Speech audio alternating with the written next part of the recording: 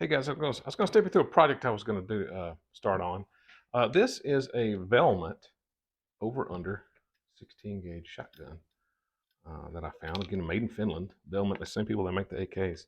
The stock is a replacement stock. Someone had obviously done it, and it's got some cracks um, focused down there. So the stock is on its last leg, and it's a replacement already.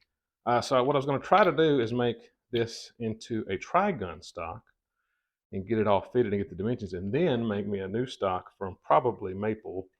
Not real sure what this is. And again, try to fit it to myself.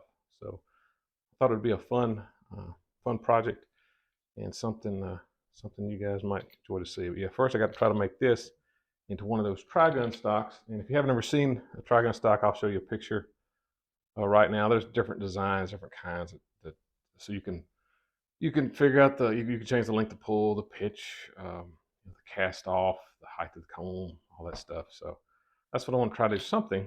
Probably something simpler than that picture to this stock, and then make myself one. I'm also not a fan necessarily of the pistol grip style stocks. I'm just going to make this more of a straight or English style stock. So I definitely don't want that, but I have to reshape the metal on the trigger guard that came with the shotgun to go straight. But that should be simple, and that's step 8. We're worried about step 1.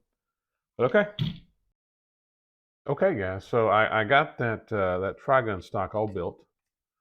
See it right here. Now it's not as fancy as that Holland one was, or there's a lot of really good ones online. I kind of knew roughly the dimensions I wanted, so I didn't have to make it too variable.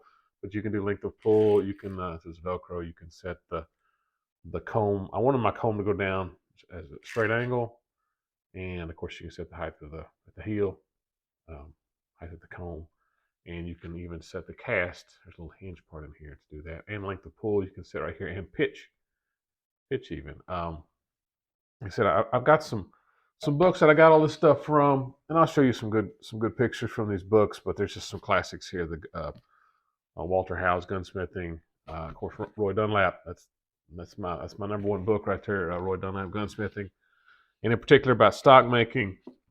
There was the Alvin Liddon. It's been out of print for a while, but he's got a lot of good stock tips in here. Of course, he makes most of the rifle stocks. Again, he talks about, if you look in his books, he talks about cast off, how to measure the pitch. There's the old way to measure it, where you kind of the barrel length matters, versus kind of a newer way to measure it. But anyway, so the book that I use mostly to get what I wanted out of the shotgun was the Holland, the Better Shot. It's got lots of pictures. Again, I'll do a lot of cut to images here, so you can see what I was going for. So I was wanting the shotgun where you throw it up, and it hits in here around your teeth line, and you don't move your head at all, and everything's lined up. So with my tri-gun stock here, of course the stock was ruined anyway, so I went ahead and ruined it. I ended up getting what I wanted. I wanted a length of pull of about 14 3/4. Drop at the comb of 1 5/8. That's right here. Drop at the heel, which would be all the way at the end of the butt pad, of 3 3/8, which is a pretty high number. I mean, normally, I think the averages was around, got it written down here somewhere, about 2.5. So I was out of family. I wanted more drop than most. The pitch, about a half inch is what I wanted, or a quarter, and the cast I wanted about 3/8 inch. You can kind of see it there, how the stock casts on, what they call it, right-handed shooters. So when you're shooting, really the shotgun's more in line with your face. But yeah, I ended up cutting out some material out of that stock. I did save it, so you could make the comb and the length of pull more variable. But again, this is really just kind of a one-time use thing for that stock, since I was going to get rid of it anyways. And I ended up getting a good template on paper, what I wanted. The original one's kind of here, and the one I wanted is here. I wanted a straight stock, like a more of an English style straight stock. I did not want the pistol grip. And here's what I ended up getting right here. So of course you've seen the shotgun, but the stock itself turned out really nice, and it's got tiger stripe, or I guess flame maple, you hear it called. It turned out real nice. Now I did end up putting a small split in in the stock when I was building it, so I ended up reinforcing it with this, I guess, Chicago style bolt. I made it on the lathe, runs all the way through it on both sides, and I put a lot of Acraglas, like Brownells Acraglas in here, and some extra epoxy to really absorb the recoil. Of course, it is a 16 gauge, full on top, modified on the bottom, and oddly enough, 2 triggers. You don't see 2 triggered over-unders very often. But if I throw the gun up, it does line up very nice with where I'm looking if I throw the gun up right. So I'm really pleased. I was pretty close, maybe off a quarter inch in a dimension or two here and there. And of course, I have the Packmayr ground fit butt pad with a white spacer. I just think it looks better. That's why I added it. But that tiger stripe maple turned out beautiful, and I can cut to an image, a video, I guess, of the original, the wood, that maple wood. So I ended up putting like an iron nitride coating on it. You can find this stuff on eBay, or aqua fortis. I've heard that, the Latin name. But then you take a heat gun, and it'll really make that green pop.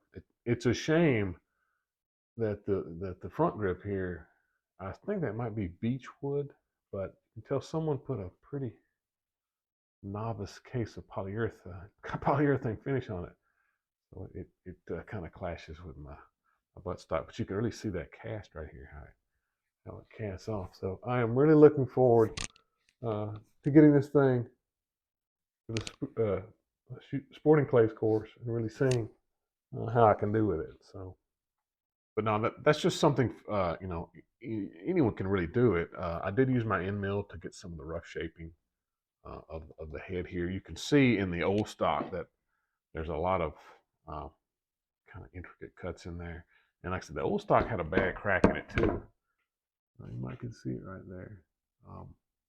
And it was splitting. I don't know. I guess they didn't let it cure right. So I didn't really have the original stock to go by. I had the replacement stock. So who knows what the real one was supposed to look like. But I was able to get some rough dimensions off all this part to get it to fit. And I did have to go back in and put some brown epoxy around the tang here to make it look a little better.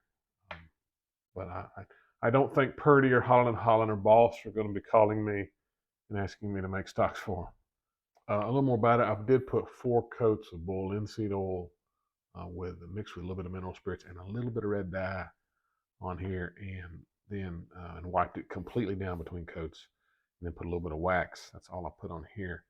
A lesson I probably learned was I would probably do the head work first and then cut in all your comb heights and stuff, because I did it all at once and I ended up getting my head just a little high, kind of a little bias up this way, so I had to come in and cut it down a little bit.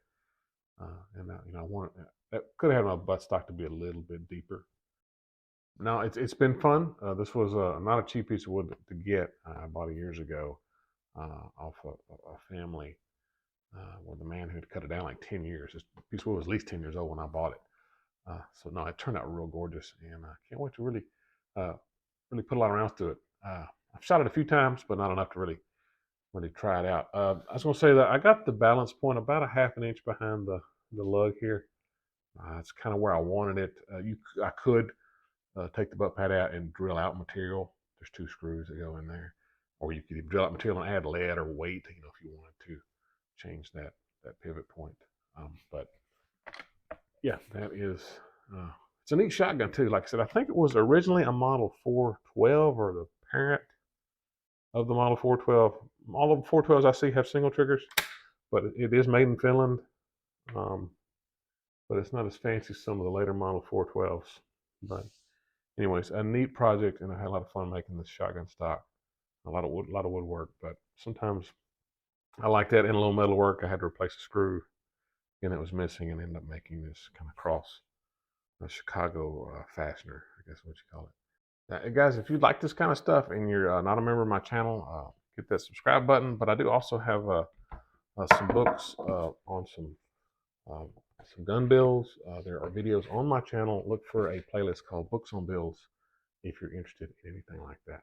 But yeah, there it is, my replacement stock for my Finnish Valmet 16 gauge over under. I enjoyed making it. Well, guys, be safe. God bless. Thanks.